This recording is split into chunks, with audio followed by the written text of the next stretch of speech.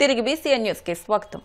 Kakinada rural మండలం ఇంద్రపాలెం గ్రామంలో వేయించేసి ఉన్న శ్రీ మందేశ్వర శ్రీ సుబ్రహ్మణ్యేశ్వర స్వామివార్ల ఆలయంలో బుధవారం కనుమ పండుగను పురస్కరించుకుని గోపూజ కార్యక్రమాన్ని నిర్వహించారు. ఈ సందర్భంగా ఆలయ అర్చకులు మధుశర్మ మాట్లాడుతూ కనుమ పండుగ అంటే పశువుల పండుగ అని, వ్యవసాయంలో పాల్గొన్న పశువులను కనుమ పండుగ రోజున పూజించడం మన సాంప్రదాయమన్నారు. ఆలయ ఎగ్జిక్యూటివ్ ఆఫీసర్ జోగా సత్యనారాయణ మాట్లాడుతూ దేవాదాయ శాఖ ఆదేశాల మేరకు ప్రతి ఏటా గోపూజ కార్యక్రమాన్ని వైభవంగా నిర్వహిస్తున్నట్లు తెలిపారు.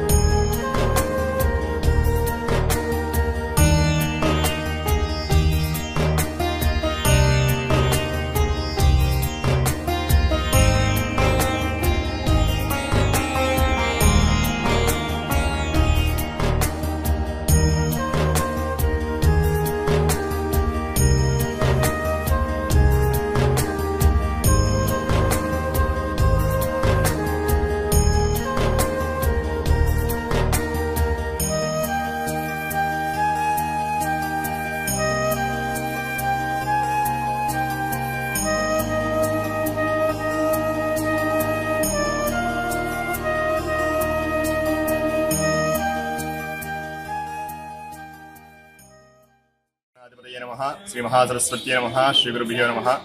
కాకినాడ ఇంద్రపాలెం గ్రామంలో వేంచేసిన శ్రీ పార్వతీ సమేత మందేశ్వర సుబ్రహ్మణ్యేశ్వర స్వామివారి దేవస్థానం నందు మకర సంక్రమణ ఉత్తరాయణ పుణ్యకాలము నాడు కనుమ పండుగ నాడు గోపూజా కార్యక్రమం విశేషంగా జరిగింది. ఈరోజు దేవాదాయ ధర్మాదాయ శాఖ ఆధ్వర్యంలోని, అలాగే ఆలయ ఎగ్జిక్యూటివ్ ఆఫీసర్ గారి ఆధ్వర్యంలోనూ కూడా ఈ గోపూజా కార్యక్రమం విశేష భక్తి జనముతో కూడా పూజా కార్యక్రమం పూర్తయింది.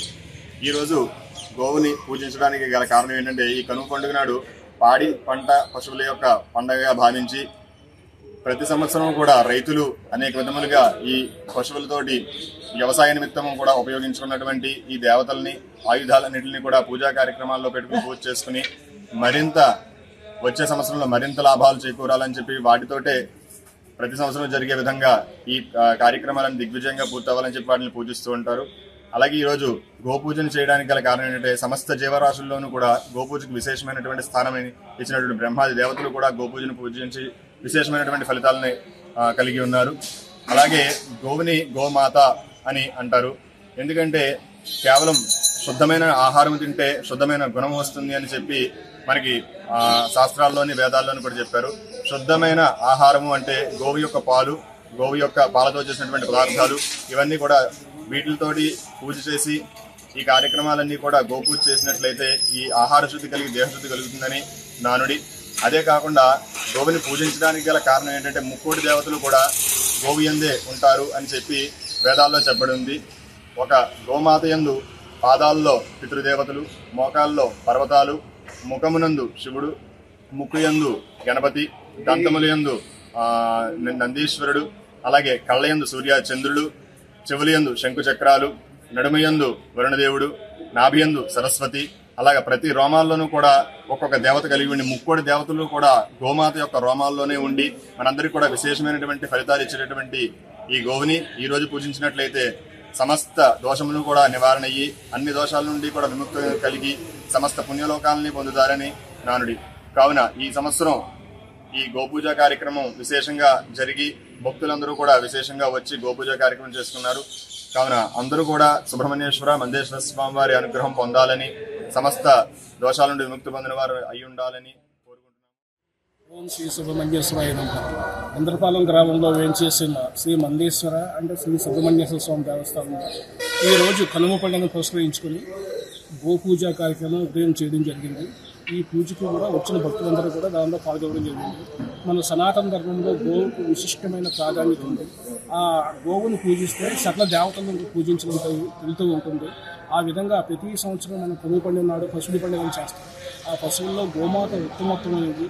ఆ గోవుని ఇక్కడ మన దేవాలయంలో పూజించి చేయడం వల్ల ఆ దేవాలయం యొక్క ప్రాశస్త్యం కానీ ఆ గోమాత యొక్క విశేషమైన శక్తి సంపన్నులు కానీ ఆ దేవాలయం చుట్టుపక్కల ప్రారంభంలో ఉంటాయి. ఎందుకంటే గోవుకి విశేషమైన ఇది ఉంటాయి హైందవ ధర్మంలో. అందువల్ల గోవుని పూజిస్తే సమస్త దేవతలను పూజించినట్టే.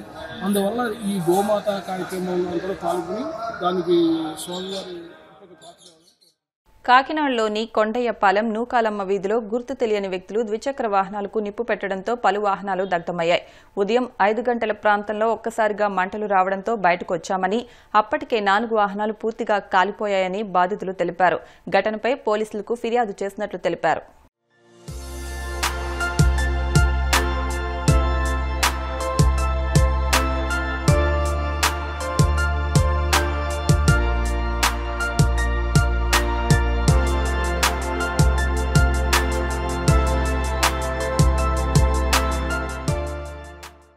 నా పేరు దేవి అండి. కాకినాడ కొండయ్యపాలెం రైల్వే స్టేషన్ దగ్గర నుంచి మాట్లాడుతున్నామండి. కరెక్ట్గా 5:45 కల్లా కేకలు వినిపిస్తున్నాయండి. నేను అప్పటికే ప్రార్థన చేసుకోవడానికి లేచాను. ప్రార్థన చేసుకుంటున్నాను, కేకలు వేస్తున్నారు. రైల్వే స్టేషన్కి ఎక్కడానికి ఒక ఆయన వచ్చారు. ఆయన పెద్ద పెద్ద రాళ్ళు వేసుకుని కొట్టారు, అరుతున్నారు. ఎవరన్నా ఉన్నారా అనేసి పిలుస్తున్నారండి. ఎవరు అరుపులు అనేసి మేము మాకు తినిపించుకోకుండా మేము సైలెంట్గా ఉన్నాం. కానీ మా పక్కన బ్రాహ్మణులు ఆయన మటుకు దేవిని కాకేశారు. ఆయన పిలుపుకి నేను బయటకు వచ్చాను. చూసేటప్పటికి మెంటలు వచ్చేసినాయి. బళ్ళు ఆల్రెడీ 2 బళ్ళు కాలిపోయినాయి. పక్కన ఉన్న 3 బళ్ళు కూడా అంటుకునేటప్పటికి నేను పెద్ద పెద్ద అరుపులతో లేపాను. మా పక్క ఆయన వచ్చారు. పక్క ఆయన వచ్చిన దగ్గర నుంచి నేను ఆయన నీళ్ళేసి కొడుతున్నాం. ఇంట్లో సందులో ఉన్న వాళ్ళు కూడా బయటకు వచ్చారు. అందరూ వచ్చి సాయం చేశారు. అన్ని తడిపాము. కానీ కావాలనే చేశారండి. ఇది అయితేను కావాలనే చేశారు మా ఇంటి మీద. మరి ఎందుకు చేశారో మాకు తెలియదు. అయితేను మా ఇల్లు కొండి కొత్త బిల్డింగ్ నేను అప్పు చేసి కట్టించుకున్నానండి. ఆ బిల్డింగ్ కూడా అలాగే అయిపోయింది. నెల అయింది ఆ బిల్డింగ్ కట్టించి నేను గృహప్రవేశం చేసి. అయినా సరే కాల్ చేసే బళ్ళన్నీ శుభ్రంగా కాలిపోయినాయి. పిల్లలతో ఉన్నాం కదండి, పసిపిల్లలతో ఉన్నాము. చాలా మంది ఒక్కొక్కరు అద్దెలకు వచ్చిన వాళ్ళు ఉన్నారండి. అందరూ అద్దెలకు వచ్చిన వాళ్ళు ఉన్నారు. ఇల్లు అద్దెకి ఇచ్చుకున్నాము శుభ్రంగాను. పిల్లలు పసిబిడ్డలు ఉన్నారండి. ఒక ఇంటికి 2-3 పిల్లలు ఉన్నారు. పండగకు వచ్చినందుకు ఇలా జరిగింది. నేను కావాలని చేసింది ఇది. అయితే నా పేరు ప్రశాంత్ అండి. ఇలా కొండపాలెం ఏరియాలో నేను ఇంట్లో అద్దెకుంటున్నాను. నేను రాత్రి మనమంతా పనులన్నీ కంప్లీట్ చేసుకుని ఇక్కడికి వచ్చి బండ్లన్నీ పార్కింగ్లో పెట్టుకున్నాము. తెల్లవారుజామున మరి ఏం జరిగిందో తెలియదు. సడన్గా మంటలు రేగాయి. పక్కింటి వాళ్ళందరూ చూసి కేకలు వేసడంతో బయటకు వచ్చి మేము మంటలు ఆర్పడం జరిగింది. సో ఆల్మోస్ట్ 5 బండ్ల వరకు పూర్తిగా కాలిపోయాయండి. ఎలా జరిగింది, ఏం జరిగింది, ఏమైనా షార్టేజ్ అయిందా లేకపోతే ఎవరైనా కావాలని చేశారనేది ఇంకా మాకు కూడా తెలియలేదు. పోలీసులు వచ్చారని చూశారు. కంప్లైంట్ ఇవ్వడం కోసం మమ్మల్ని 10 గంటలకు రమ్మన్నారు. మేము వెళ్ళి కంప్లైంట్ ఇవ్వాల్సింది. 5 బళ్ళు అండి. 5 బళ్ళు ఆల్మోస్ట్ 5 లక్షల వరకు ఉంటుందండి. దాంట్లో 2 పెద్ద బళ్ళు ఉన్నాయి, కొత్త బళ్ళు. తిరుమల శ్రీవారిని తెలంగాణ ఎమ్మెల్సీ పోచంపల్లి శ్రీనివాసరెడ్డి, మాజీ ఎంపీ జోగినపల్లి సంతోష్ కుమార్ దర్శించుకున్నారు. ఉదయం వీఐపీ విరామ సమయంలో శ్రీవారి అభిషేక సేవలో పాల్గొని మొక్కులు చెల్లించుకున్నారు. దర్శనానంతరం వీరికి రంగనాయకులు మండపంలో వేద పండితులు వేద ఆశీర్వచనం అందించగా ఆలయ అధికారులు స్వామివారి తీర్థ ప్రసాదాలు అందజేసి పట్టు వస్త్రంతో సత్కరించారు.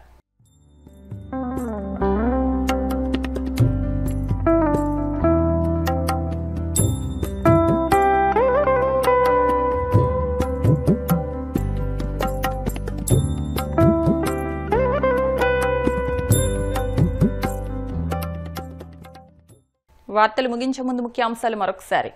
పొలంలోకి దిగి పనులు చేసుకోవడం నిజమైన సంతృప్తినిచ్చింది. రైతులందరూ సుఖ సంతోషాలతో సుభిక్షంగా ఉండాలని ఆకాంక్షించిన మంత్రి నిమ్మల. ఏలూరు ప్రభుత్వ ఆసుపత్రిలో మంత్రి నాదెండ్ల మనోహర్ ఆకస్మిక తనిఖీ. వైద్య సేవలు అందించడంలో నిర్లక్ష్యం వహిస్తే కఠిన చర్యలు తప్పవని హెచ్చరిక. చేజర్ టార్గెట్ ఉపగ్రహాలను విజయవంతంగా కక్షలోకి ప్రవేశపెట్టిన ఇస్రో శాస్త్రవేత్తలు. ఈ సాంకేతికత కలిగిన 4వ దేశంగా అవతరించిన భారత్. తిరుమల శ్రీవారిని దర్శించుకున్న పలువురు తెలంగాణ ప్రముఖులు. ఆలయ మర్యాదలతో స్వాగతం పలికిన అధికారులు. ఈ వార్తలు ఇంతటితో సమాప్తం. మరిన్ని వార్తల కోసం BCN digital YouTube channel, Facebook page ను ఫాలో అవ్వండి. అప్డేట్ వార్తల కోసం ప్లీజ్ సబ్స్క్రైబ్.